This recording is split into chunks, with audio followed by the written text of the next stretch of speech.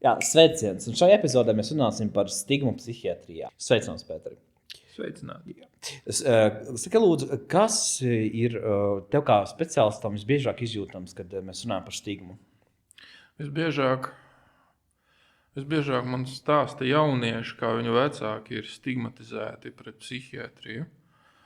Jo sanāk, ka atnāk jaunietis 16, 17, 18 gadi, kurš tā kā ir izlasījis internetā kaut ko, ka tas nav ok, kā viņš jūtās.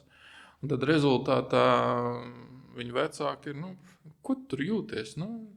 Viss ir labi, manā vecumā viss tāda bija, tavā vecumā, kad es biju jauns. Kāda psihiatrija? Ko tu vēl beigās savu dzīvi sabojās ar to, kad aizies pie psihiatra, uzliks tev uzskaitē un vārdu sakot, visu dzīvi sagandēt, jaunieši pietiekoši gudri, viņi izlasa internetā mūsu rakstus, klīnikas, viņi izlasa informāciju no citiem krīžu centriem, citām klīnikām, un viņi saprot, ka ar viņiem nav ok, ka viņiem ir vajadzīga palīdzība. Šis te padomju mantojums ir stigmas aizsācies, principā. Principā, jā. Jā, jo tas, ko es tevi sadzirdēju, tas, ka mūsu jaunībā bija savādāk, vai tas likās viss ok, ja? Šeit ir šis te stigmatizācija tā tad ģimenē, jo padomju savienībā tu piekritīsi, ja kaut kāds nelikās ok, viņu vienkārši izolē no sabiedrības psihiatriskajā slimnīcā. Un līdz ar to sāka baidīties. Šis baltās lapas, ja, un... Ne tikai. Zini, kas tur vēl bija? Tie medikamenti kā tādi, kas ir pieejami šobrīd psihiatrijā, ir daudz jaunu medikamentu. Un tajā laikā, 80., 70., 60. gados, no kurienes arī nāk pa lielam šīs stigmas par psihiatriju, nebija jau to medikamentu tik daudz. Vai arī bija tādi mošnie tūliņi, kas sāka iedarbosies un tur 4 dienās bez mazliet tev no psihozes izvedīs un pēc tam varēs nelietot. Bija tādi arī medikamenti, kuri, pasarga Dievs, viņus lietot, pēc dārzeņa izskaties. Kā saka, tajā 70. baigi labi parādījās medikamenti, un tad viss laida ārā no slimnīcas, kā saka. Bieži vien tos medikamentus vajadzēja lietot pietiekoši lielās, milzīgās devās, un tas cilvēks izmainījās. Un tad, loģiski, kāda psihiatriskā slimnīca viņa to pa dārzeņu padarīs vēl beigās. Bet patiesība ir tā, ja mēs laužam stigmu šobrīd, ka būtībā ir daudz labu medikamentu, kuriem ir maz blakņu un kas palīdz. Medikamentus arī uzskata par vienus no stigmas uzturētājiem, jo ir šis te standarta tāda domāšanas veids, ka medikamenti tevi padara par citu cilvēku, par dārzeni, kā tu minēji, tu nekad netiksi no viņiem vaļā, lai kas tas būtu. Tie psihotropie medikamenti tak izmainīsies, vai ne? Kaut kas tāds. Ja ir psihotropie, mēs saprotam, bet tas ir, tur stigma nepastāv, tur viss ir kārtībā, Bet kopumā ņemot, ka sabiedrības uztvere, mēs ļoti daudz runājam pašlaik par stigmas laušanu, par mentālo veselību, gan mēs, gan citi, bet mēs... Vai tu piekritīsi šim te viedoklim redzējumam, ka mums patīk runāt par mentālo veselību, bet mums negribās minēt tādus kā vārdus ārsts, medikaments, psihiatrs, psihoterapeits vēl kaut kā, bet no tā arī bīstas, tīpaši vīrieši. Vēl jau bīstās arī no tā, ka varētu saķert kādu garīgu kaiti ar garīgi, kā saka, slimojošu cilvēku kontaktēsies. Tu domā, ka tas, kurš ies psihiatriskās slimnīcas telpās, Vai viņš arī automātiski satiks uz ielas. Jā, tas nozīmē, ka tāds.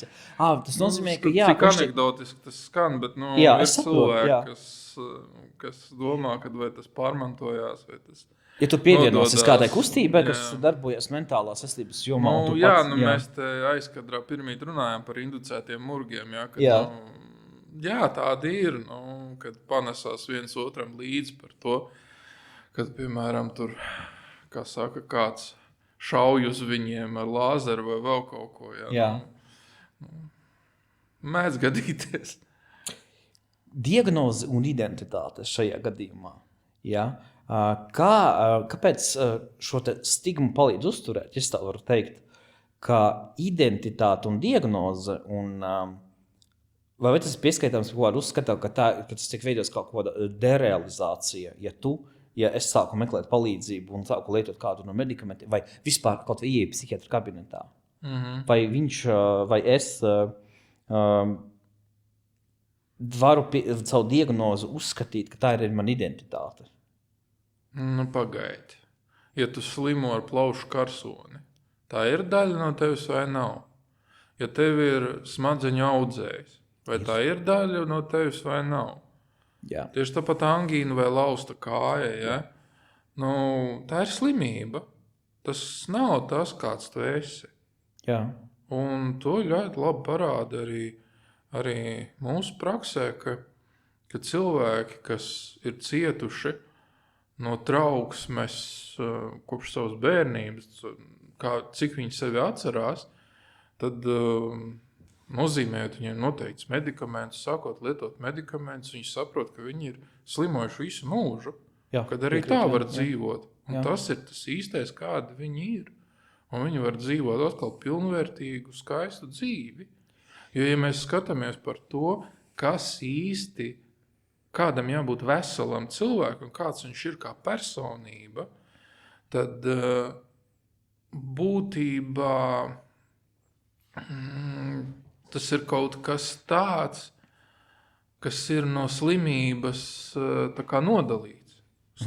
Slimība ir kritērija. Un, ja cilvēkam viņi izpildās, tā ir slimība. Jā. Bet personība savukārt ir tas, kas viņu ir veidojis visu mūžu garumā, kas pārmantojas no paudzes uz paudzi. Psihiskas saslimšanas, diemžēl tas, ko tu skaidroji, kāds ir, ja, ka psihiskas saslimšanas bieži vien negrib uztvert tāpat kā, pieņemsim, bipolāros var pielīdzināt. Tas tāpat kā varētu būt kardioloģija vai kaut kas tāds, ka ķermenis mums ir viens.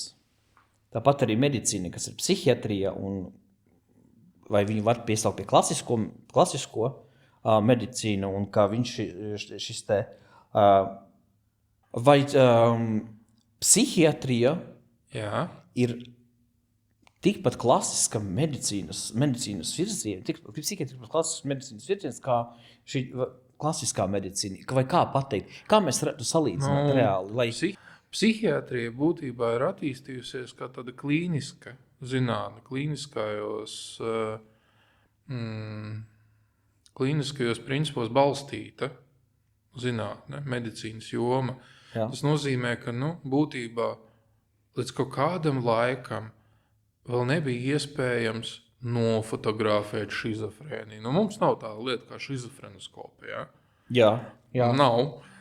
Kā saka, nevaram nofotografēt šizofrēniju. Jā. Mēs nevarējām atrast, piemēram, depresijas kaut kādu parazītu, kas tur ietekmē. Trauksmes. Trauksmes. Rentgens. Labi, tāpat laikā kaut kādu jau ilgstošu laiku ir zināms, ka, piemēram, kaķu parazīti var izraisīt halucinācijas cilvēkam, kā saka. Lamblīdioza, kā tas saucās. Lamblīs, kad dzīvo aizkuņģa, nevis aizkuņģa, bet žultspūsla ceļos 12 pirkstu darnā. Labi, tur mēs atrodam, jā. Trakumsērgai mums ir ierosinātājs, kā saka. Bet, ilgu laiku jau nevarēja, bet tagad, piemēram, var nofotografēt datortomogrāfā, magnētiskajā rezonansē galvas smadzenes. Un mēs redzam, ka pie demences galvas smadzeņu tilpums samazinās, tur biezākas rievas paliek, pie šizofrēnijas arī ir galvas smadzeņu vielas daudzuma izmaiņas. Tā kā tagad, kā saka,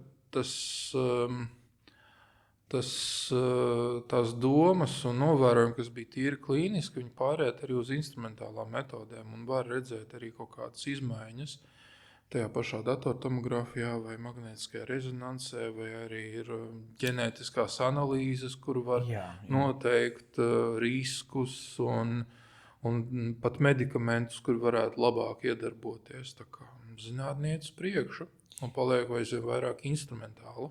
Bet joprojām mēs sabiedrībā valda šis te uzskats, ja cilvēks nav izglītojies, viņam sabiedrība maz izglītojās šajā jomā, un tas ir arī viens no traucējumiem. Izņemot jaunieši ir gudri.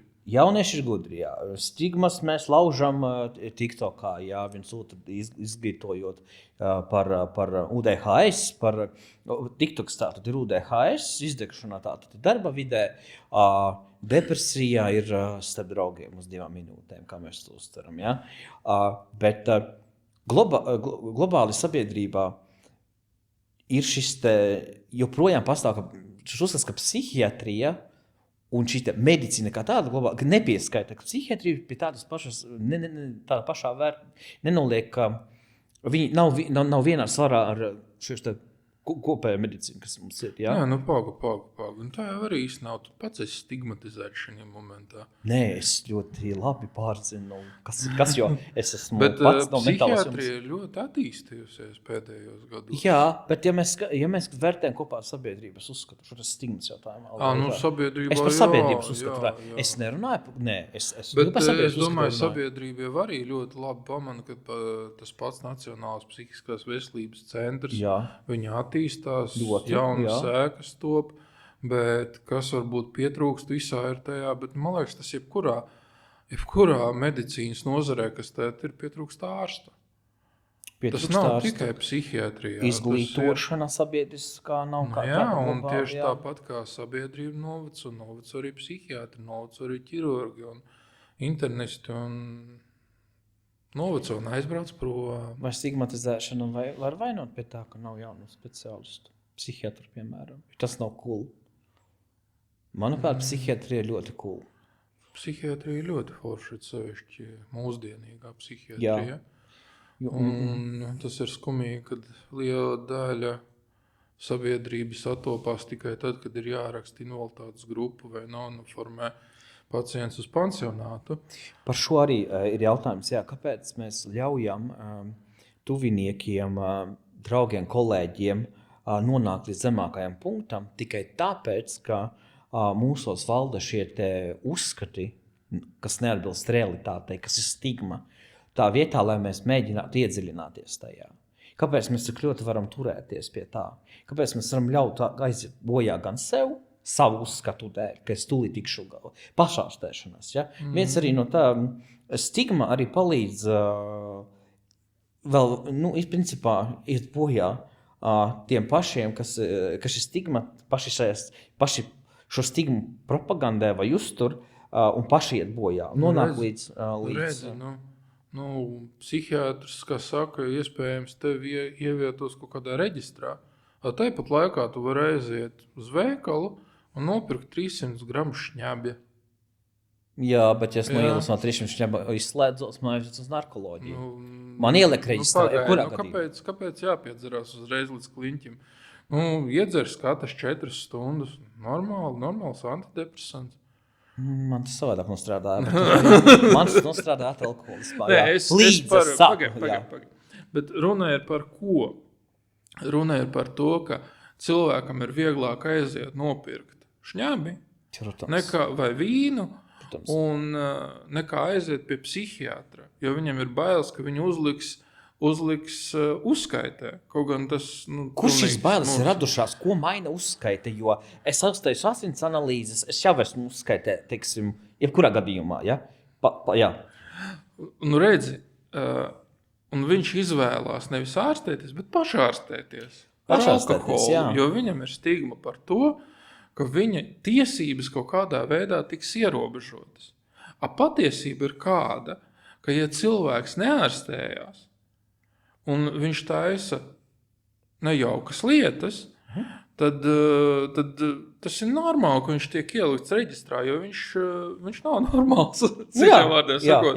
Jo viņš, kā saka, regulāri dzer, viņam ir smaga demence, protams, tur sekas katram savas, protams, bet... Vai, piemēram, šizofrēnijas pacients neārstējās, un viņam ir regulāri halucinācijas un balsis. Tas ir bēdīgais, vai tu vēlētos, lai uz ielas šis cilvēks vadītu automašīnu?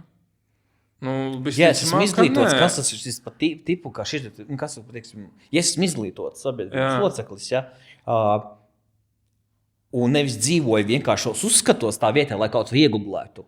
Tā kā šajā jomā cenšos izglītoties, es ar jebkuru diagnozi cilvēks, tu pielabo mani, viņš ir tikpat normāls sabiedrības loceklis, kā tas, kam ir fiziska kaita, ko var izgriezt, savādāk izārstēt. Bet mēs liela daļa izvēlamies šo te vārdu šizofrēnija un autovadīšana uztver kā kaut kādu traģēdiju un nosodījumu. Bet man nav nekāda pretenzija, lai viņš vada to automašīnu. Protams, ja viņš ir noteikumu, ka viņš ārstējās. Jā, par to ir runa, Un viņš ir kritikā ar to, kas ir viņa notiek. Jā. Bet, tāpat laikā, tas jautājums vēlreiz atkārtošos pastāv, vai tu vēlētos, lai kāds šizofrēnijas pacients, kuram ir halucinācijas un kuram ir murgu idejas, vadītu tavā miestā, kā saka, automašīnu. Ja šis cilvēks neārstējas, ja viņš nav, teiksim, kontaktā ar psihiatru, viņam nav terapija, es gribētu, teikšu godīgi, uzskatiet, kā gribiet, šāds cilvēks, viņš ir apdraudējums. Tieši tā. Bet tieši šīs pati stigmatizēšana, citu uzskati, ģimenes locekļu pašpalīdzība, sabiedrības, labāk pieļaut, ka jebkuras depresijas, visu dzīvi cieši depresīvu, mēs labāk ļaujam, lai viņš nodzerās, jo tas ir vājuma pazīme, mēs uzskatām. Tas, kas dzīvo trauksmī, ja man ir trauksme, es esmu vājš, tas nav nekas traks, taču man taču, es taču nekliboju no tā, vai kaut kas tāds. Es varu pieciest, es saņemšos, man neko nevajag. Un tā vietā, lai izvēlētos tiešām meklēt informāciju sākumā un palīdzību laicīgi, es kliedzu līdzi sabiedrībai, ka ko tu ņemies, jo arī darba devēja vidē ir šis te, ja kādam ir depresija, ko tu ņemies, ja kāds izdedzis, viņš teiks, ko tu slinkojot, par ko es to maksāju, viņi gaidīs, ka viņi aizdus kapiem, un viņi aizmirsīs. Jā, vēl pateikt, izdegšana nepastāv. Izdegšana nepastāv, protams, nepastāv. Es negribētu agresīvs palikt šajā jautājumā, jo arī starp darba devēju un darba ņēmēju, diemžēl, ir šīs stigmas diezgan daudz. Bet tas taču ir tik izdevīgi.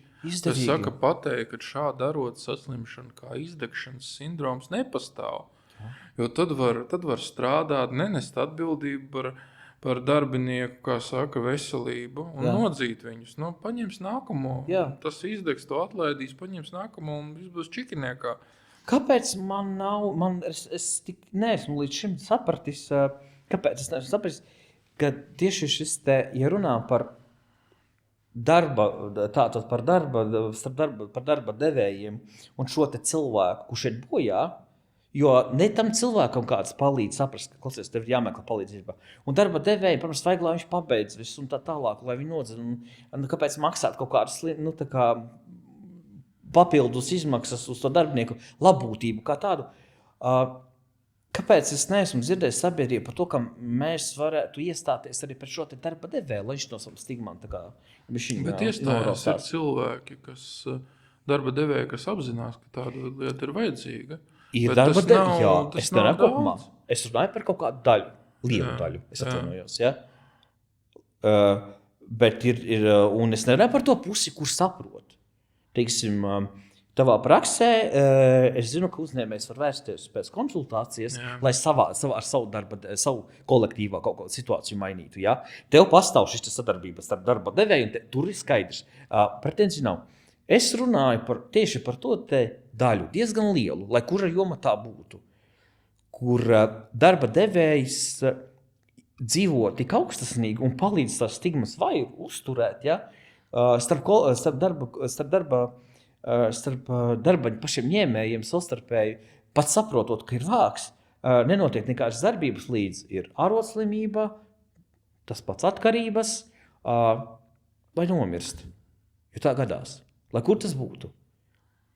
Un te neviens negrib atbildēt, un pat nesen dzirdēju komentāru no diezgan zināma uzņēmuma vadītājs, ka, jā, kas te vispār, ka mentāla slimības izdegšana, kas te vispār par sūdiem ir, ka tas ir vienkārši liekas izmaksas visiem. Mhm. Un tas man izbrīna. Jo cilvēkam nav vērtības. Ne ģimenē cilvēkam nav vērtības, ne starp devarbdeviem, starp draugiem. Es te runāju tikai stigmas sakarā. Tā vietā, lai mēs kaut ko darītu, tā vietā, lai mēs noklausītos šo te, ko mēs runājam, meklēt, konsultētos ar klīniku, konsultētos ar Nacionālās psihiskās veselības centru, jā. Konsultētos ar tevi, piezvanot, pajautājot kaut kā, lai nav. Un mūs var uzskatīt par jebko, ka mēs runājam bullshitu. Par tevi var, par tavus uzskatus var laust, mēģināt. Jo tas ir biznes, jo psihiatri ir izdevīga. Es par šādu komentāru dzirdu. Protams, ka izdevīga. Tāpat kā tas tavs uzņēmums, tiek uzsvērts otrs, tas ir materiāli izdevīgi uzturēt šo te, ka medikamentus, ka visa šitā farmācija, ka tas ir bullshit tikai tieši psihiatrijā, neskapēc. Man ir žēltīgs šīs te jomas. Lielie farmakoloģijas ražotnes, viņas jau pelna tādu piķu. Visi pelna. Kā tu domā strādāt? Par lapiņām, koka vasarā nolasītām. Tāda tā ideja būtu, ja? Jo tad, kad arī cilvēki komentāros raksta par tavu darbu, ko nevar tā kā privāto sektoru, ka uzskata arī vispār, ka tas ir vēl lielāks bullshits, ka tev pat privātajā sektorā, ja? Kad vajadzētu vispār nemaksāt par brīvu. Jā, un galvenais nav pat sajēgas, nav sajēgas. Tad rekur atkal vēl viens stīguma, ja? Jā, kad privātajā sektorā, tiksim, tu ar savu reputāciju, savu smago darbu, ar savām zināšanām. Ar savu zināšanām, strādājot savā privātajā klinikā praksē, tev var atļauties aizrādīt, ka kas tas par muļķībām, taču ir jāpieņem ir bez maksas. Kā tu strādās? Nekā no zupas virtuves pārtiksi. Tāpat laikā Latvijas ārstu biedrības ētikas kodeksā ir nozīmēts, ka jebkurš ārsts var noteikt sava pakalpojuma cenu. Tas ir normāli. Kā viņš sevi novērtē, kā viņš dara. Tiem, kas komentē, ko es varu teikt, jūs nevarat atļauties. Lūdzu, ir valsts sektors, kur jūs varat iet, un valsts samaksās par jums to pašu, ko jūs maksātu pie privātā. Bet, zini, kur unikālākais manā skatījumā ir, ka šis te cilvēki, ko es pamanu, kas tieši tevā sakarā, ko es komentēju, jo skauž vienkārši, ka tu tik labi strādā, ja?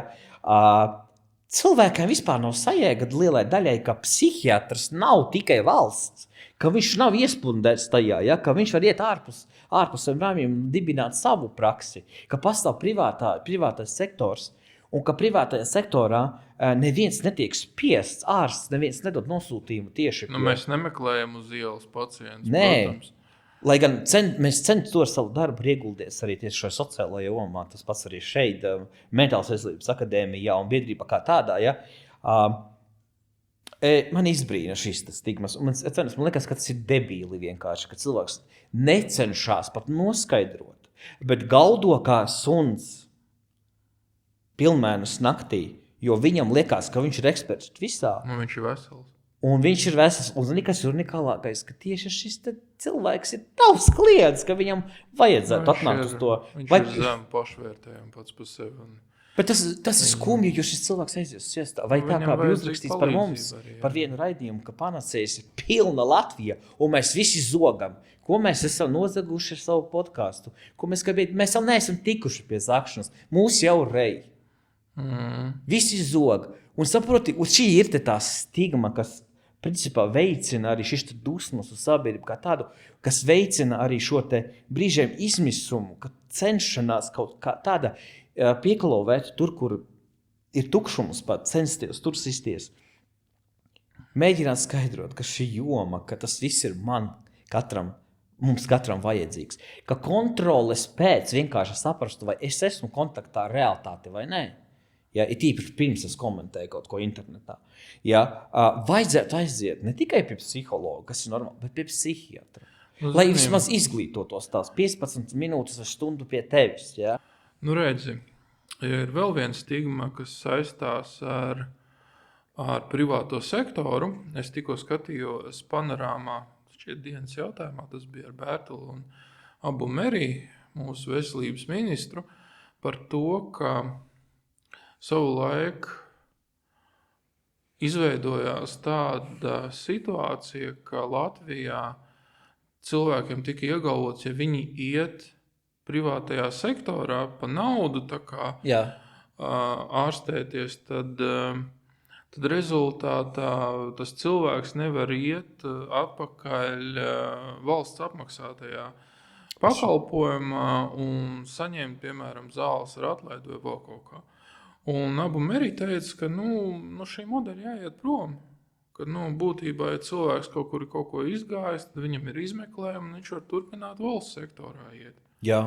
Tā kā šeit arī cilvēkiem vēl projām ir stigma. Es aiziešu tur pie Pētera vai Aivara, kā saka, parunāties. Un man pēc tam būs jāpērk visu mūžu dārgie medikamenti, piemēram. Jā. Kas ir sakne šai unikālajai domai? Mums bija uz B burta tas ministrs savulaik veselības, kā viņu sauc, aizmirsām, kurš tā kā visiem tā kā teica, ka pa naudu nevajag iet un maksāt tur nevajag, un tad viņš ar to pumpu uz pakaļas palika dēļ, kā viņi tā kā aizsūtīja. Neatceros. Varbūt mēs esam galvastaigā, kad viņš teicās šādu. Neatceros, jā. Unikāli. Tas nozīmē, ka visi viņi ir aizmirsuši, bet saka, Pēteris ir šeit! Un turās! Man ar pumpām viss kārtībā. Jā. Bet tiešām tas ir unikāli. Un parunās... Jā, turpin. Un tad runājam par ārstiem nedaudz tagad. Stigma un šis te pats ārsts. Ārstu vidē. Kā stigmas tiek uzturētas? Viņas tiek uzturētas. Jo dzīve piemēri aiziet pie psihiatra, tas ir uz valsts apmaksātiem, ja? Aiziet cilvēks ar depresiju un ja dzīve piemēri, godīgi saku, vienā gadījumā saka, tev depresija nav, ko tu čīks uzpiepē zāli, jo viņš viena vizīte un domā, ka tas ir, viņam domāšana bišķiņ tā kā atpakaļ 10, piemēram. Un šis stigmas veidojas, ja? Otrā gadījumā pat jau ārstam ir uzskatīt, kas ir pilnīgi pretēji vispār kā psihiatrijai kā tādai, šim ārstam un viņa uzskati nesakatības dēļ, viņa nevajadzētu vispār atrast kabinetā, ja? Ir tādi gadījumi. Es te veidošu tagad šito, ja? Gadījumi, pāris tādi skarbāki, kas manā pieredzē, kas ir sens atpakaļ kaut kā dzirdēti, ja? Un stigmatizācija tagad, principā, un kopumā, ārstu vidē. Es nerunāju vispār globā, kā tas viss ir slikti, nē. Es runāju par kaut kādiem piemēriem, ko es tev gribu pateikt, un kopumā, globāli, vispār. Nerunāju tikai par valsts sektoru, privātu, globāli. Stigma ārstu vidū. Uzturēšanas stigmas. Te ir jāpaskatās par ārstu specializāciju kā tādu. Jā. Jo ir ārsti, kas ir izcili reumatologi, anesteziologi. Protams, un viņiem nav opcijas saprast psihiskas saslimšanas. Tieši tāpat kā ir arī ārsti psihiatri, kas saprot psihi, bet viņiem ir grūti izprast, piemēram, kaut kādas terapeitiskās, tā kā iekšķīgās slimības. Jā. Tā kā katrs ir savā īstajā vietā, līdz mirklim, kad rodās stigma, protams. Jā. Un arī psihiatrijā mēdz būt dažādi uzskati par to vai citu saslimšanu, jo es te redzēju vienu rullīti nesen par to, kad it kā psihiatriem konferences laikā uz ielas tiek jautāts, vai jūs kādreiz esat izārstējis kādu savu pacientu. Un tad ķipa tie psihiatri atbild, neesmu. Mēs dodam zāles, bet nevienu mēs neesam izārstējuši. Galvenais, ka tajā momentā nerāda apakšā, kas tas vārds, uzvārds, no kurienes viņš ir un tādā garā. Ja? Jā. Nu, stigmatizējuši ideo kā tāds pret psihiatriju, ja? Kad mēs nevaram izārstēt. Bet reāli jau izārstēt tos cilvēkus. Nu, protams, ir diagnoze, kas visticamāk būs uz mūžu, kā šizofrēnija vai garīga atpalicība vai demence. Tie paši bipolārie, viņi nenomirst. Un iedomājies, tagad ir tāda situācija, ka ir viens psihiatrs, kas, piemēram, ikdienā sastopās tikai ar pacientiem ar šizofrēniju. Tikai koncentrējas tikai uz to. Ir Eiropā slimnīcas, kur ir specifiski izdalīts, kad šajā namā ārstējās no depresijas, šajā namā ārstējās no šizofrēnijas, šajā mājā ārstējās vai tiek apkopti vecie cilvēki. Citā tur ir garīgas atpalicības. Ir ļoti tāda sistemātiska pacientu dalīšana. Tas ir veselīgi. Tas varētu būt pareizi, bet tas ir stigmatizējoši ārstiem tajā momentā. Ja tu ikdienā redzi pacientus ar šizofrēniju, tu kļūsti, kā saka, tāds tendēts ieraudzīt viņu tūri. Jā. Un tas arī, teiksim, ir vērojams kaut kādās tuvākajās psihiatriskajās slimnīcās, ka būtībā šajās slimnīcās jau diemžēl, ir liels pieplūdums ar pacientiem, kas ir smagi. Un tu ikdienā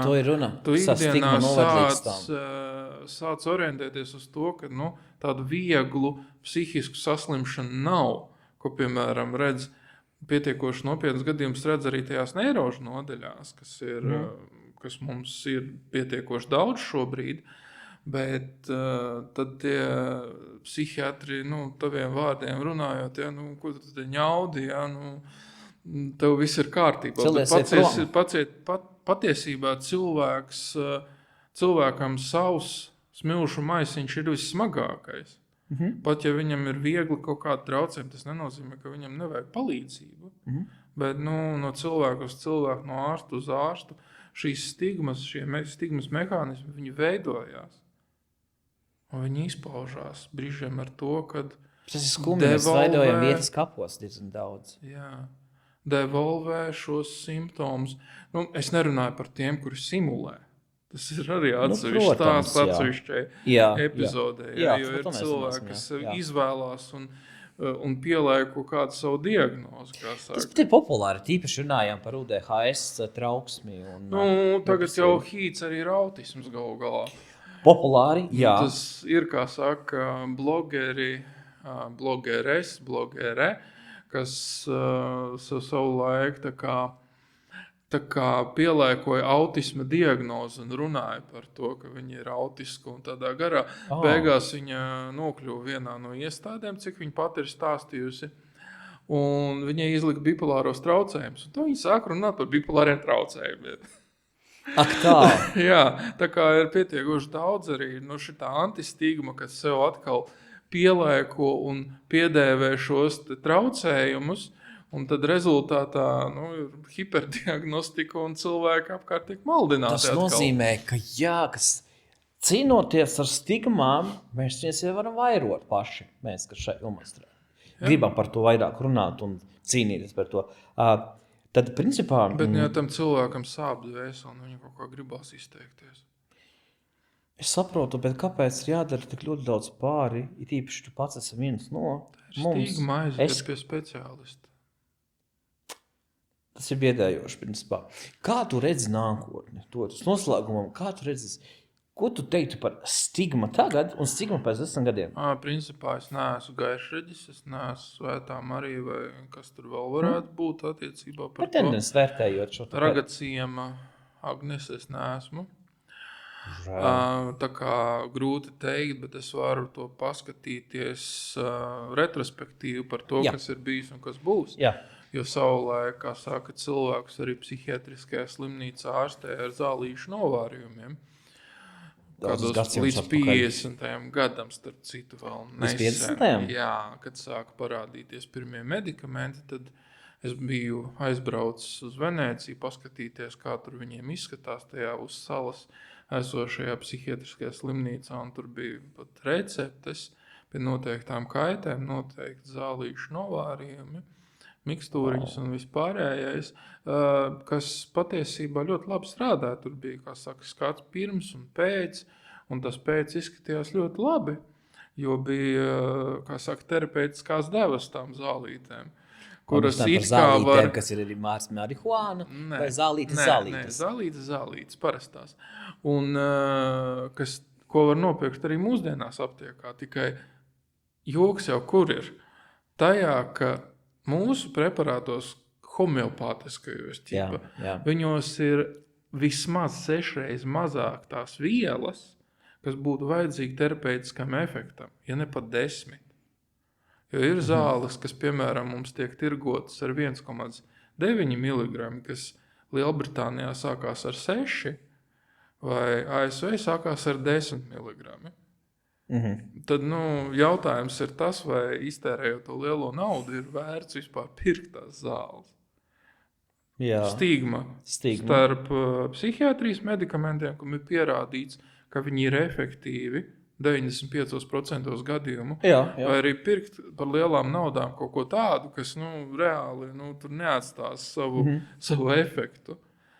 Un es redzu nākotni, ka būtībā, ņemot vērā, kad savulaik 70. parādījās medikamenti, elektrokonvulsīvā terapija, kas tātad ir pāraugusi par modificēto, kas ir saudzīgāk un tā tālāk. Es redzu to, ka ieies arī, un starp citu jau ieiet Nacionālā psihiskās veselības centra rindu veidošanā mākslīgais intelekts. Tā kā šī sistēma un griezums par psihiatriskajām slimībām vispār izmainīsies tuvākajā laikā, jo nāk jaunas pētījuma metodes, nāk iekšā medikamenti vai zāles, kas ir sen aizmirstas, nāk iekšā arī narkotiskie līdzekļi, un kas tiek pielietoti smagos un neārstējumos gadījumos, tā kā psihiatrija atkal kļūst atvērtāka šīm te metodēm, par kurām iespējams cilvēki jau sen zinājuši, bet nav runājuši par to. Par elektrokonvulsīvo terapiju. Paldies, ka tu ierunājies. Lielas, milzīga, pilnīgi bezjēdzīga stigma valda joprojām par šo te terapiju, kas saucās elektrošoka terapija. Jā. Cilvēks domā, ka ja viņš ies uz elektrošoka terapiju, viņš aizies nogulsies uz galda, vai viņam kā filmos uzliks kaut kādu tur, ķiveri, un viņam vienkārši nolaidīs to rokturi, un viņam augs pa tiem nerviem, smadzenēm. Tad, kad mēs pēdējā laikā arvien biežāk pēdējos gadus par šo terapiju, un joprojām ir šis uzskats, lai ko tu skaidrotu elektrošoka terapiju, tātad cilvēks, ka viņš pamodīsies, tā kā zini pēc lobotomijas, ka viņš pat nezinot, kā tas notiek sabiedrībā. Mēs nevaram pameklēt informāciju, TikToks, un šī elektrokonvulsīvā terapija, kas ir ļoti, ļoti nepieciešama, kas ir ļoti, ļoti progresējusi, kā tu saskati šo te stigma un šī elektrokonvulsīvā terapija, jo viņa ļoti daudz sabiedrības mūsu teiksim, mentālajā, cilvēks, kas no mentālām saslimšanām, ļoti, ļoti noderīga principā būtu. Viņā iet tendence, ka tagad ir trenčos, ja mēs runājam par Latviju, un tagad ir arī Nacionālajā psihiskajā centrā, ko tu saskati par šo? Kā tu redzi šo statistiku, dinamiku, attīstību, jo šeit ļoti valda ļoti. Pirms vairākiem gadiem, kad man bija tiešām sāsinājumi, bija bipolāriem traucējumi, bija tā depresija, mēs runājām, kad es pats uzsāku to terapiju, ka man pašam bija doma šeit mēģināt, iet tā kā nebūs kāda remisija, un es, kad pēc iegūtās informācijas, es pats, kas māk iegulēt, ko vajag, un es biju gatavs, bet es nogaidīju, ja man tas backup plāns, principā, bija, paldies Dievam, šis stāvoklis ir uzlabojies, bet šis tieši terapija ir tik nepieciešama ļoti daudziem, bet tieši šis uzskatu dēļ mēs kaut kā... Paga. Tomēr, būtu noderīga daudziem. Lai tiktu līdz modificētai elektrokonvulsīvai terapijai, uzsvars ir uz modificētai. Tomēr ir jānonāk, to nepielietos sākumā, kā pirmo metādi. Tas nozīmē, kad nonākot, piemēram, kādā psihiskajā institūcijā, vai tas būtu ambulatorija, vai tas būtu stacionārā, neviens jūs ar šokeri nesagaidīs. Skaidrs. Neviens nesitīs pa deniņiem. Tas ir skaidrs. Jebkurā gadījumā to pielietos, ja ir kaut kāds rezistents stāvoklis, kas nepadodās medikamentozai terapijai. Un tad tas var būt kā papildinājums terapijai. Runā tikai par šādiem gadījumiem. Viņa nav tāda, kā tas ir klasiski konvulsīvā terapija, kur sit ar lielu spēku, nedomājot par smadzeņu impulsiem. Šeit viss tiek kontrolēts ar elektroencefalogrammu un visiem rādītājiem notiek ļoti stingri ārsta un anesteziologu uzraudzībā. Tā kā tas viss ir pēc vajadzības regulējams un cilvēks, kas saka, tiek nomonitorēts. Nevis, kā saka, nesterilā telpā kaut kur pagrabā. Vēl es ceru, ka šīs stigma tieši par šo runājot arī tiks lausta, jo es domāju, ka tas ļoti daudz cilvēkus ir atgriezt dzīvē. Tad vēl daži jautājumi noslēgumā par tavu pieredzi ar stigmatizētu pacientu. Kas atnāk pirmo reizi bailīgs uz vizīti, tu redzi, ka tu konsultācijā tu jūti, ka šis cilvēks ir atnācis ar pilnām kabatām ar stigmām. Neizsvaidāk. Jautājums. Runāju par tavu personīgo pieredzi. Tad, kad tu saskaries ar pacientu, kurš ir atnācis pirmo reizi pie tevis vizītē, un tu redzi, ka šis pacients ir stigmatizēts. Viņa uzskati viedoklis ir pilnīgi pretējs tam, kas ir reāli praksē. Kā tev izdodās, un vai tu izdodās visbiežāk šo pacientu uzsākt sadarbību, vai uzsākt terapiju? Kā tev veicās šajā pašam jomā? Šī lausts, šī stigmas tieši ar saviem bailīgajiem pirmajiem vizītēm? Te sākotnēji jārunā par tādu lietu, ka pie manis nav pacienti, kuriem ir vajadzīga palīdzība, viņi paši to saprot. Respektīvi, saruna ar mani ir konfidenciāla, un es izstāstu visas, kā saka, šīs lietas, kas tiek apstrādāts no datiem, kas netiek apstrādāts, kas tiek pierakstīts, kas netiek pierakstīts, un kādas tālāk ir sekas, ja viņš, piemēram, neārstēsies. Ja es to redzu. Ir cilvēki, kuriem vienkārši atnāk, un mēs konstatējam, ka ir pilnīgi vesels, testi to parāda, un viņš, kā saka, gūst apmierinājumu, ka viņam nav psihisku kaišu. Bet tāpat laikā ir arī liela grupa pacientu, kurus atsūta kāds radinieks, kas nenāk pēc savas gribas, piemēram.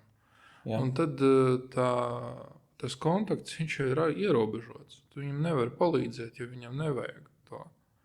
Un, kā mēs zinām, Latvijā ārstēšanās ir brīvprātīga. Kas saka, es nevaru viņam palīdzēt, ja viņš nevēlas. Un tu viņu nevari aizvest arī uz nodaļu. Vienīgais, ja viņš nehalucinē un nerunā un nav psihozē. Un, ja nemaldos vēl par suicīdu. Ja viņš ir bezpalīdzīgs. Tad... Principā tālākais ir tikai atkarīgs. Tu vari rīkoties ekstrēmās gadījumos. Jā, un es domāju, ka radiniekiem te ir jāsaprot viena lieta, ja viņš dzird halucinācijas vai kaut ko redz, vai viņam ir izteikts murgu domas, tad, kad viņi nevar pārliecināt par pretējo, ka viņa domāšana ir atžgārna, tad jāsauc ātrā palīdzība. Tur nav ko vēst uz ambulatorā nodaļu, un ātrai palīdzībai jāizstāst pilnā krāšņumā, varbūt jāuzraksta arī iesniegums par to, ka, reku, te nav labi. Tāpēc ir citādāk aizbrauks uz to pašu Nacionālo psihiskās veselības centru, notēlos, ka viņam nekas nav, un tad atnāks atpakaļ ar lielām dusmām, un tad parādīs, kur vējš ziemo. Tas nozīmē, ka tev valda arī bailes. Sevi ir jāaizsargā. Tajā momentā, kad tas vai cits klients tiek vecs, jo psihiskās veselības iestādes viņas ir pārslogotas. Jā, un viņas, diemžēl, ir par maz. Diemžēl. Un te ir runa tad pēdējais jautājums. Vai tu varētu apgalvot, ka stigma stigmatizācija un globāli runājot par šo te tematu palīdz piepildīt šīs iestādes, slimnīcas ar pacientiem, vairo arī tavu klientu loku, vairo. Ja, un sabiedrība tā tad nes šo atbildību, jo sabiedrība un stigmas ir pilnīgs pilnīgs. Jā. Mēs ceram, ka no šī, es domāju, ka tava klusā cerība arī ir, ka mēs ik viens izglītosimies, meklēsim palīdzību, un tas, ko mēs darām arī šeit, cenšamies runāt un mazināt stigmas. Un mēs, liels paldies tev, Pēteri, par šo te sarunu. Vienmēr laipni. Kaudzu? Vienmēr laipni. Paldies. Mēs tiksimies atkal citās epizodēs, citos apstākļos. Es domāju, ka ik viens, gan mans, gan tavs novēlējums būtu, ka mēs pirms atveram muci un runājam lietas, par kurām mēs nesaprotam, mēs centīsimies vismaz izglītoties un mēs viens otru atbalstīsim un vērosim. Paldies!